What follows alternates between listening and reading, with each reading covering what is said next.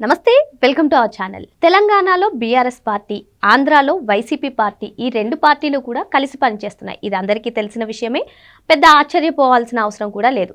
అయితే ఈ రెండు పార్టీలు కలిసి అటు తెలంగాణలోను ఇటు రాయలసీమలోను విధ్వంసాలు చెలరేగడానికి ప్రయత్నిస్తున్నారని, భారీ కుట్ర చేస్తున్నారని సమాచారం అయితే వస్తుంది. మరి దీనిపైన పూర్తి వివరాలు సీనియర్ జర్నలిస్ట్ సత్యమూర్తి గారిని అడిగి తెలుసుకుందాం. నమస్తే సార్. నమస్కారం అండి. సార్, అటు తెలంగాణలో బీఆర్ఎస్ పార్టీ అయినా ఇటు ఆంధ్రాలో వైసీపీ పార్టీ అయినా ఈ రెండు పార్టీలు కూడా కలిసే పనిచేస్తాయని చాలామంది చెప్తూ ఉంటారు.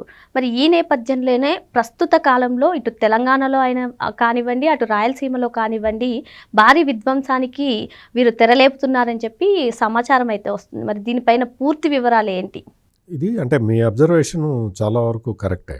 ఎట్లా అంటే తెలంగాణలో నీటి సెంటిమెంట్ని రెచ్చగొట్టాలి, అది బీఆర్ఎస్ పార్టీకి చాలా అవసరం. అట్లాగే ఆంధ్రప్రదేశ్లో రాయలసీమకి నీళ్లు దొరకట్లేదు, నీళ్లు అందట్లేదు, చంద్రబాబు నాయుడు కావాలని రాయలసీమ ప్రాజెక్టులని ఆపుతున్నాడు అని చెప్పి అక్కడ ప్రజల సెంటిమెంట్ని రెచ్చగొట్టడం అనేది వైసీపీకి అవసరం. ఈ రెండు పార్టీలు కూడా అంటే వాళ్ళ రాజకీయ అవసరాన్ని తీర్చుకోవటానికి వీలుగా ఇటువంటి కార్యక్రమాలు చేస్తున్నాయి. ఈ రెండు పార్టీలకి ఏంటి అడ్వాంటేజ్ ఏంటి అంటే, బీఆర్ఎస్కి ఓ పేపర్ ఉంది, సొంత పేపర్ ఉంది, సొంత ఛానల్ ఉంది. వైసీపీకి సొంత పేపర్ ఉంది, సొంత ఛానల్ ఉంది. అందుకని వీళ్ళిద్దరూ కూడా ఏంటంటే, వీళ్ళిద్దరూ చేసే గెరిల్లా వార్ అంటారు దీన్ని. అంటే పరోక్షంగా దాడులు చేయటం, తెలియకుండా దాడులు చేయటం, చీకట్లో నిలబడి యుద్ధం చేయటం. మీకు మారువేషాలు వేసుకొని వచ్చేవాళ్ళు రాక్షసులు అని చెప్పి మనం పురాణాల్లో చదువుకుంటుంటాం కదా, ఆ టైప్లో అన్నమాట. ఇక్కడ మనం వార్తా రూపంలో వస్తున్నారు వీళ్ళు. అంటే ప్రజలకి సమాచారం ఇచ్చే ఈ పత్రికల్ని, ఛానళ్ళని వాటి ముసుగులు అంటే ఆ ముసుగు వేసుకొని వస్తున్నారు. అంటే మేమేదో సమాచారం ఇస్తున్నాం అన్నట్టుగా వాళ్ళు రాజకీయ కార్యకలాపాలు నడుపుతూ ఉన్నారు. అది నాకు జర్నలిస్ట్గా నేను చూసిన మొత్తం ఈ విషయాలన్నీ కూడా, ఏదైనా సమస్యని నువ్వు ప్రజల దృష్టిలో నువ్వు రాయటం, నిజంగా సమస్య ఉంటే ఆ సమస్య పరిష్కారానికి ప్రభుత్వంతో కొట్లాడటం, ఇదంతా కూడా జర్నలిజంలో ఒక పార్ట్. నీ రాజకీయ అవసరాలు తీర్చుకోవటానికి నీ చేతిలో పేపర్ ఉంది కదా, నీ చేతిలో టీవీ ఉంది కదా అన్న దీంతో నువ్వు తప్పుడు వార్తల్ని, ఒకే వార్తని తెలంగాణలో ఒక రకంగా, రాయలసీమలో ఇంకో రకంగా వేసుకుంటూ పోవటాన్ని, దీన్ని మాత్రం ఖచ్చితంగా మిస్ఇన్ఫర్మేషన్ క్యాంపెయిన్ అనే అనాలి. ఎందుకు అంటే, నీకు ఈ సమాచార వ్యవస్థల్ని అడ్డం పెట్టుకొని రాజకీయాలు చేయటం అనేది, ఇది ఖచ్చితంగా ప్రజలెవరూ హర్షించరు. నీకు నిజంగా తెలంగాణలో నీకు ఎక్కడ ప్రాబ్లం జరుగుతుంది అంటే, కేసీఆర్ కట్టిన కాళేశ్వరం ప్రాజెక్టు, అందులో పార్ట్ అయిన మేడిగడ్డ రిజర్వాయర్ కుంగిపోతే దానికి ఎవరు బాధ్యులు? ఇప్పుడున్న కాంగ్రెస్ ప్రభుత్వం బాధ్యులా? కాదు కదా. బాధ్యత తీసుకోవాల్సిన అవసరం ఉండదు కదా.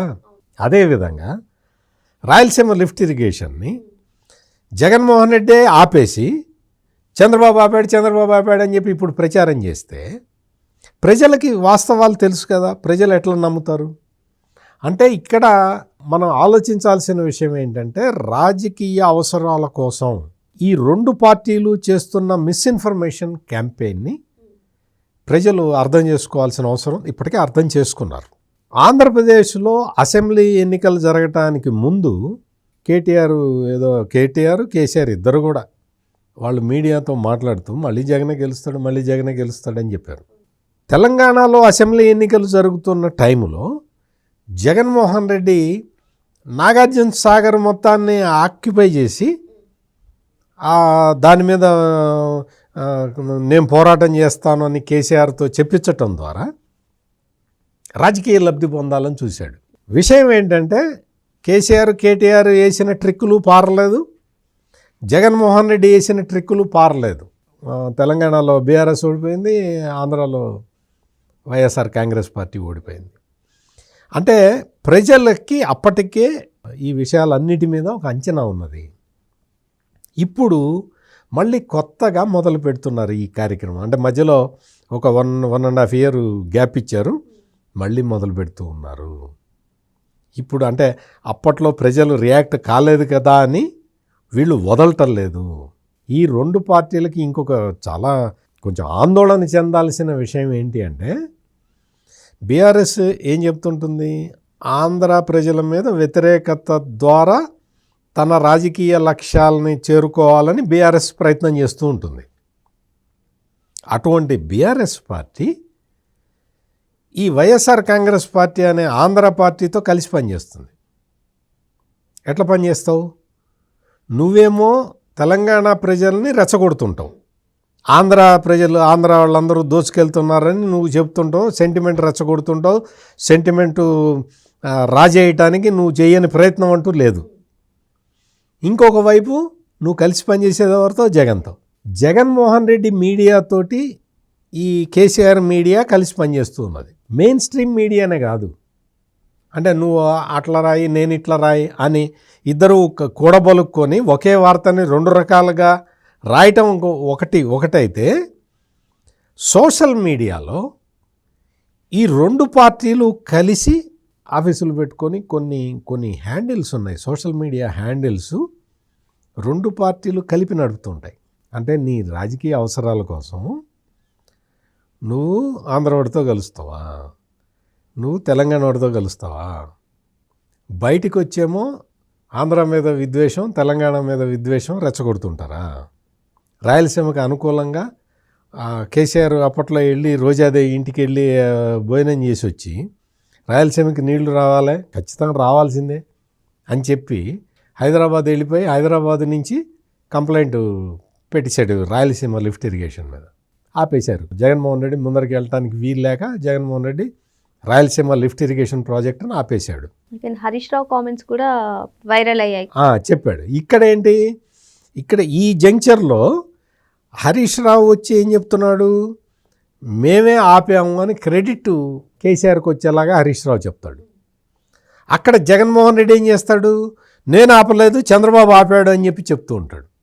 వాస్తవానికి ఎవరు ఆపింది ఎవరు, అడిగింది కేసీఆర్, ఆపింది జగన్మోహన్ రెడ్డి.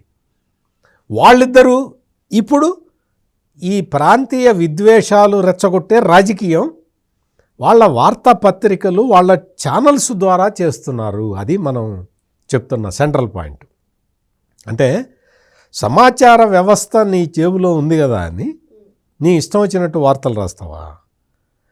నిన్నగాక మొన్న జగన్మోహన్ రెడ్డి పుట్టినరోజు జరిగితే ఆ పుట్టినరోజుకి తాడేపల్లిలో జగన్మోహన్ రెడ్డి ప్యాలెస్ పక్కన జగన్మోహన్ రెడ్డి వాళ్ళ నాన్న ఫోటో కూడా లేదు, రాజశేఖర రెడ్డి ఫోటో కూడా లేదు, కేసీఆర్ ఫోటో, పెద్ద కేసీఆర్ ఫోటో పెట్టి జగన్మోహన్ రెడ్డి ఒక పెద్ద ఇది పెట్టాడు, కటౌట్ పెట్టాడు. నువ్వు కేసీఆర్ ఫోటో అంత పెద్దది పెట్టుకొని నీ ఇంటి పక్కన నువ్వు ఏమి సందేశం ఇస్తున్నావు? నువ్వు ఇచ్చే సందేశం ఏంటి? పైగా అసెంబ్లీలో అతను ముఖ్యమంత్రిగా ఉన్నప్పుడు జగన్మోహన్ రెడ్డి కేసీఆర్ చాలా గొప్ప వ్యక్తి అని మాట్లాడాడు. చాలా అసలు మ్యాగ్నానిమిటీతో ప్రవర్తిస్తాడు కేసీఆర్ అని చెప్పాడు. ఏం మ్యాగ్నానిమిటీ? రాయలసీమ లిఫ్ట్ ఇరిగేషన్ ఆపమని చెప్పి కేంద్ర ప్రభుత్వానికి చెప్పి ఆపిచ్చిన వ్యక్తి మ్యాగ్నానిమిటీతో ప్రవర్తించినట్ట ఎట్లా చెప్తావు జగన్మోహన్ రెడ్డి? కేసీఆర్ని నువ్వు ఎట్లా పొగుడుతావు? కేసీఆర్ నేను చెబితే జగన్మోహన్ రెడ్డి ఆపాడని చెప్పేశాడు, అసెంబ్లీలో చెప్పాడు కేసీఆర్ ముఖ్యమంత్రిగా ఉన్నప్పుడు. మీరు ఎన్ని నాటకాలు ఆడతారు మీ అధికారం కోసం? ఎంతకాలం నాటకాలు ఆడతారు? ప్రజలకు అర్థం కాదా? ప్రజలకి అర్థమైంది కాబట్టే మీ 2 పార్టీల పరిస్థితి ఈ స్థాయిలో ఉంది. ఎందుకు అంటే రాజకీయం చేయటం తప్పు కాదు, రాజకీయం కోసం మిస్ఇన్ఫర్మేషన్ క్యాంపెయిన్ చేయటం తప్పు. మీ 2 పార్టీలు తెలంగాణలో రాయలసీమలో ఆవేశాన్ని రెచ్చగొడితే మీకు ఓట్లు పడతాయి అనుకోవటం తప్పు. ఎందుకంటే రాష్ట్రం డివైడ్ అయిపోయి చాలా కాలం అయిపోయింది. ఇప్పుడు కొత్త జనరేషన్కి ఈ 2 రాష్ట్రాలు కలిసి ఉండేవి అని చెప్పినా కానీ కొత్తగానే ఉంటుంది వాళ్ళకి. రాష్ట్రాలు విడిపోయి మీకు 15 సంవత్సరాలు అవుతున్న సమయంలో ఒకళ్ళ మీద ఒకళ్ళు తిట్టుకుంటూ, ఇప్పుడు ఈ రోజున ఇవాళ భోగి పండగ జరుగుతున్నది. ఈ భోగి పండగ జరుగుతుంటే హైదరాబాద్ మొత్తం ఖాళీ, రోడ్లన్నీ ఖాళీగా ఉన్నాయా? అంటే ఏంటి? ఆంధ్ర వాళ్ళందరూ ఆంధ్రాకి వెళ్ళారు. అంటే ఏంటి, హైదరాబాద్లో మొత్తం ఆంధ్ర వాళ్ళే ఎక్కువ మంది ఉన్నారు. అంటే ఈ పాయింట్ ఎందుకు చెప్తున్నానంటే, నేను 2 రాష్ట్రాలు అంటే హైదరాబాద్ మీదే ఇంకా ఆధారపడి ఉన్నారు అందరూ ఆంధ్ర వాళ్ళు చాలామంది. అంటే రాష్ట్రాలుగా విడిపోయినా ప్రజలు కలిసి ఉన్నారు. కానీ జగన్మోహన్ రెడ్డి, కేసీఆర్ ఏం చేస్తున్నారు, ఈ ప్రజల్ని విడదీయటానికి ప్రయత్నం చేస్తున్నారు. హైదరాబాదులో జాబులు చేసుకుంటూ ఉన్నారు, సంక్రాంతి పండగ వస్తే ఊర్లకు వెళ్తూ ఉన్నారు. ఇవన్నీ జరుగుతున్నాయి. ప్రజల మధ్య సఖ్యత ఉన్నది, అందరూ కలిసే పనిచేస్తూ ఉన్నారు. ఆ ప్రజలని, కలిసి ఉన్న ప్రజలని విడదీయటానికి అని చెప్పి ఈ కేసీఆర్, జగన్మోహన్ రెడ్డి ప్రయత్నం చేస్తూ ఉన్నారు. దయచేసి ఈ పాయింట్ అందరూ అర్థం చేసుకోవాల్సిన అవసరం ఉన్నది. 2 రాష్ట్రాలుగా విడిపోయిన తర్వాత మీకు ఏదైనా సరే చట్టబద్ధంగా, న్యాయబద్ధంగా చేసుకోవాలి. కృష్ణా నదీ జలాలకు సంబంధించిన డిస్ప్యూట్ని వాటిని కూడా కూర్చొని సామరస్యంగా పరిష్కారం చేసుకోవాలి. గోదావరి జలాలకు సంబంధించి కూర్చొని పరిష్కారం చేసుకోవాలి. ఈ విషయమే ఎవరు చెబుతున్నారు, సుప్రీంకోర్టు చెప్తున్నది. 2 రాష్ట్రాలు కూర్చొని మాట్లాడుకోండి అని చెప్తున్నది. తప్పేముంది అందులో? వీళ్ళు కేసీఆర్ అధికారంలో ఉన్నప్పుడు తన ఇష్టం వచ్చినట్టు తన ప్రాజెక్టులు కడతాడు. నీకు ఇందాక చెప్పా కదా, కాళేశ్వరం ప్రాజెక్ట్ ఇది కట్టుకుంటాడు. జగన్మోహన్ రెడ్డిని నువ్వు కట్టద్దు జగన్ అంటాడు. జగన్మోహన్ రెడ్డి ఏం కట్టడు, ప్రాజెక్టులన్నీ ఆపేస్తాడు. నీకు హైదరాబాదులో ల్యాండ్ రేట్లు డెవలప్ అయితే నీకే బెనిఫిట్ జగన్ అంటాడు కేసీఆర్. జగన్ ఏం చేస్తాడు, అమరావతిని ఆపేస్తాడు.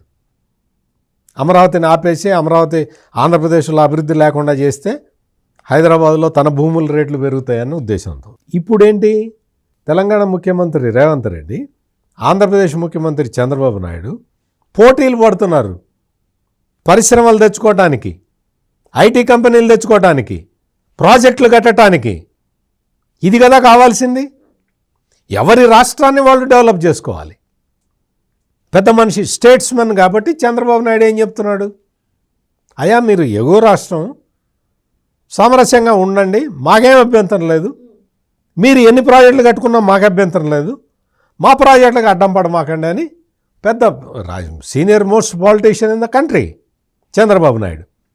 అందుకని ఆయన ఆ విధంగా చెప్తూ ఉన్నాడు. రేవంత్ రెడ్డి దానికి స్పందిస్తూ ఉన్నాడు, సామరస్యంగా పోదామని చెప్తూ ఉన్నాడు. న్యాయ ప్రకారం పోరాటం చేసుకుంటున్నారు, అందులో తప్పు లేదు. కోర్టులు ఎట్లా చెప్తే అట్లా, ట్రిబ్యునల్స్ ఎట్లా చెప్తే అట్లా. ఈ మధ్యలో రాజకీయం ఏంటి?